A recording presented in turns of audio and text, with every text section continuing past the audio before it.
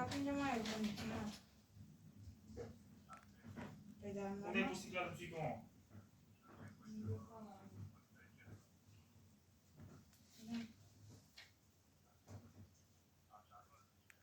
Mamă, ce bine la mine.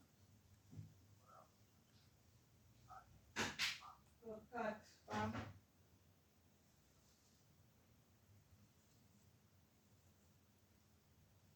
Hai, de ce te mai uiți Ce așa? mai zice, bă, l-ai spart. Ce ai, că săracul ăsta? Hai, te uiți, te De ce l-am și de mă deșteaptă? De ce la rus? Mănânc din părți. Deci am unii păr, să rămân și în gunoi. Să se înfundă chiuveta. Să îmi pungă pe naiba.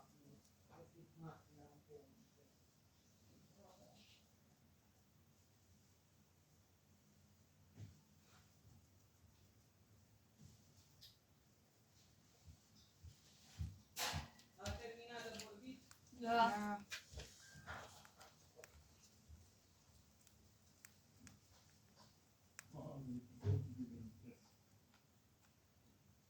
Și noi am fost.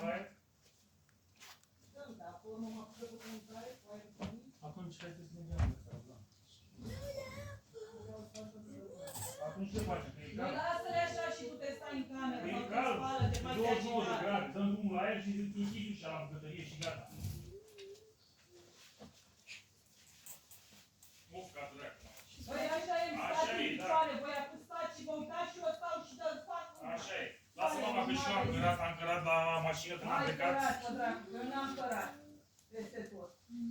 Am cărat de la venit acum. Da, tot l-a dus. Mai e tot ce ai cat. Și nu mă zice cum l-a dus? Și la pensiune cine a Ia uite, tati. De unde uitați? Da, am venit. Da. Ce să fac? Am bani așa.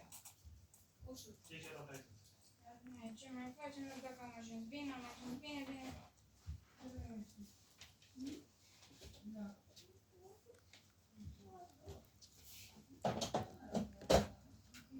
Toma. Nu cred că e mare, având în vedere că toate. Dar trebuie să ai chiloți între fund.